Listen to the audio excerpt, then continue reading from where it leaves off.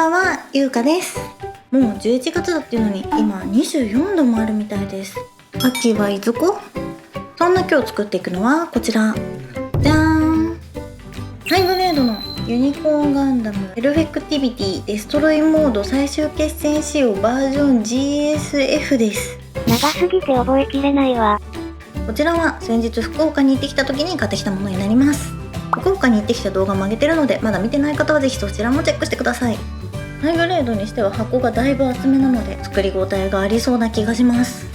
それでは本編をご覧ください。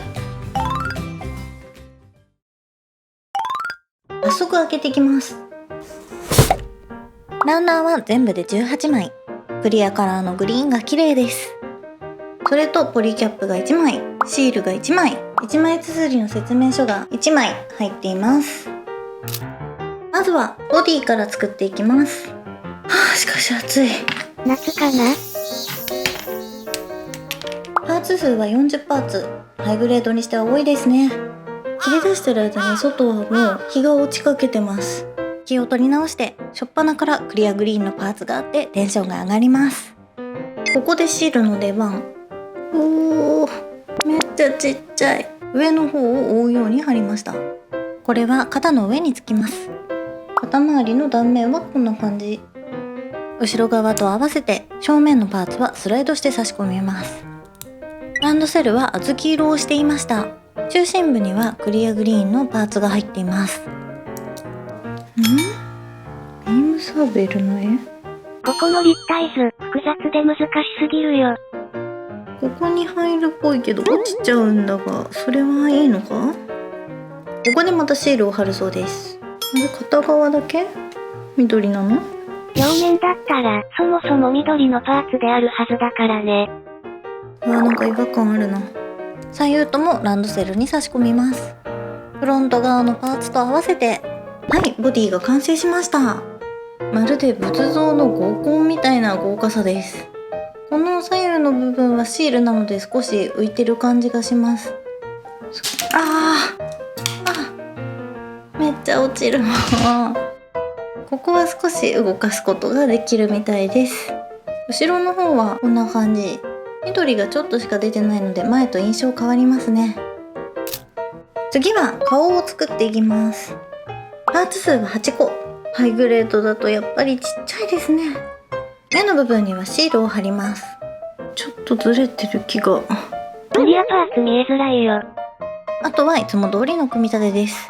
そういえばこのキットクリスマスカラーだなと思ってクリスマスに作ろうかと思ったんですけれども、気になって予定を前倒しして作ってしまいました。クリスマスはこんな動画があったらいいなってものがあったらコメント欄で教えてください。はい、頭ができました。赤い顔に緑のアンテナがとても生えています。個人的にはアンテナもクリアカラーで良かったんじゃないかななんて思うんですけど、どうですかね。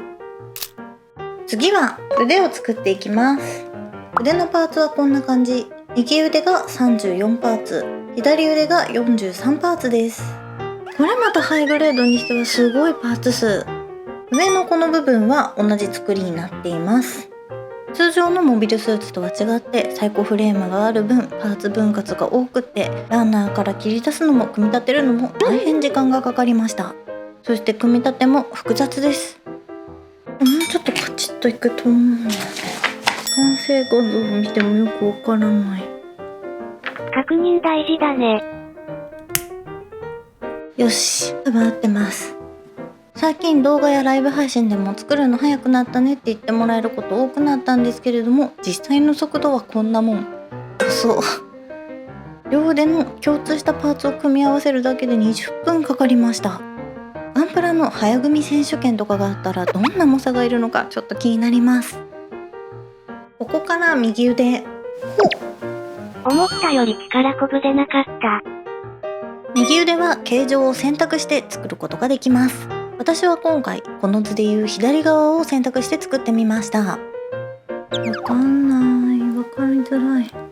普段なかなか組み立てない形状だとなんでこんなにわかりづらく感じるんでしょうね。おお、なるほど。何が？次は左手。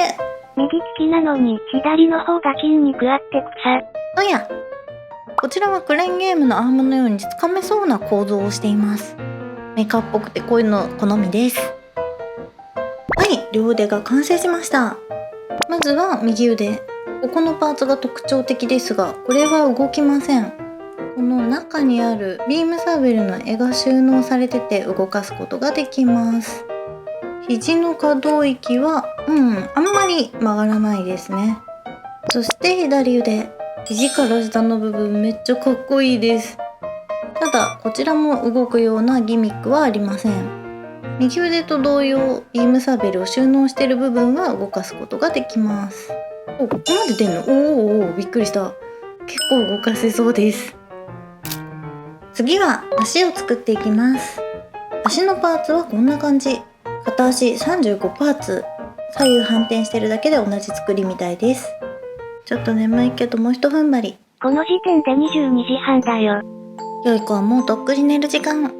次の月曜日は在宅の予定だったのでまだ良かったですけど、もし出社日だったら会社で眠くてしょうがなかったでしょうね。通勤時間結構かかるんだよな。で、まずは足首から下のパーツ。配色が綺麗ですね。次は足首から上。ここはシールじゃなくて塗り分けされてる。嬉しいです。しかしポリキャップは硬いな。硬い時は削るしかない。なんでたまにこういう硬い子がいるんだろう。全然入らないよ。最後は力技が頼りなんだよな。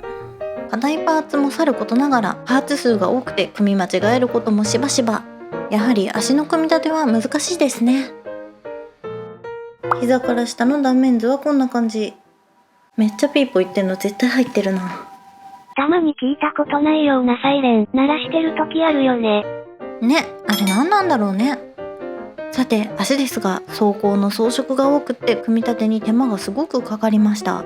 こんだけパーツ数が多いとポロリが心配という予感は的中するわけです。はい、両足ができました。この隙間から見えるクリアグリーンがめちゃくちゃかっこいいです。見えないですけど、ここの中にもちっちゃいバーニアがついてたりとこだわりをすごく感じます。何が落ちた？ただハイグレードなのでさすがに動きはしません。膝部分の可動域はこんぐらい。これ以上曲げるとここが取れちゃうので、あまり動かさない方がいいんじゃないかなとこちらも思います。次は腰を作っていきます。説明書がカラーだと分かりやすくて助かる。パーツ数は21パーツ。腰にもところどころクリアグリーンが入るみたいですね。こんなにも腰のパーツ数が分かれているハイグレード他にありますでしょうか？あとちょっとで完成と気を抜いていたら大間違いです。左右のスカートをつける前に足とドッキングさせるみたいです。最初に言ってた全部のパーツ数間違えてる。左右のスカートのパーツ切れてませんでした。全部で27パーツが正しいよ。大変失礼しました。サイドにつけてスカートができました。ユニコーンシリーズならではのこの形状と圧倒的なパーツ数です。後ろのここは動くんでしょうけどポロッといきそうであんまり動かしたくないなって感じです。明かりが入った時にクリアグリーンのところがキラッと光っていてかっこいいです。最後にバックパックを作っていきます。もう深夜になってしまったので小声で失礼します。パーツ数は全部で45個。サイズ感もこんな感じで結構大きいです。おかしいな。9時には作り終わってるつもりだったんですけど。結構休憩もしてたでしょ。それはそう。ハイグレードだからって舐めちゃいけなかったですね。一番のチャームポイントとも言えるこのバックパック。ここが一番クリアパーツが効いてるなーって感じでした。ただクリアパーツは凹凸がちょっと見にくいので、そういった面では組み立てがちょっとやりにくかったです。はい、バックパックができました。めっちゃ豪華です。クジャクみたい。この層が重なってるような作りのところにクリアが来るとすごい綺麗に見えます。すべてのパーツができたので合体してみます。はい、ペルフェクティビリティデストロイモード最終決戦仕様の完成です。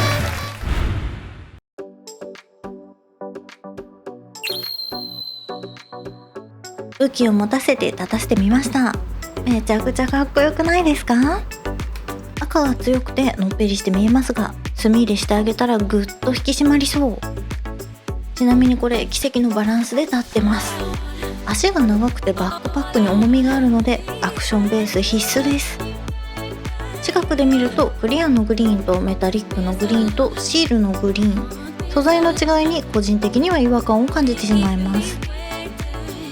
そして一番感動したのはこのバックパックのクリアグリーン。この透け感がすごく綺麗です。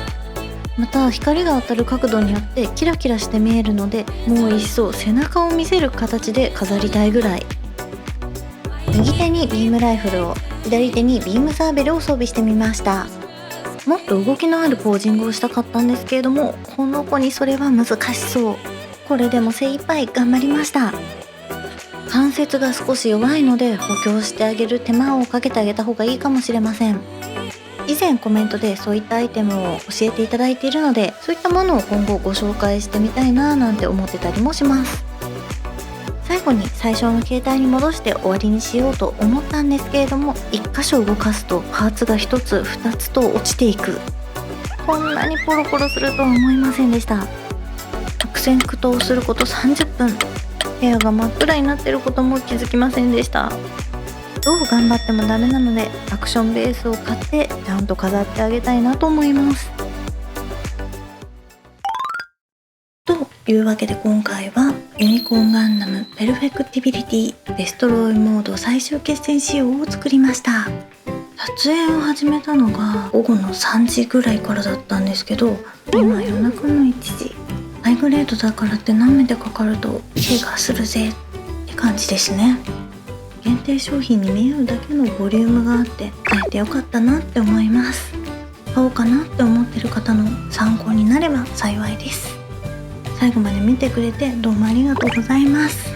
夜中までナイスファイトって思ってくださる方はぜひチャンネル登録とグッドボタンよろしくお願いいたします。それではまた次の動画でお会いしましょう。バイバーイ。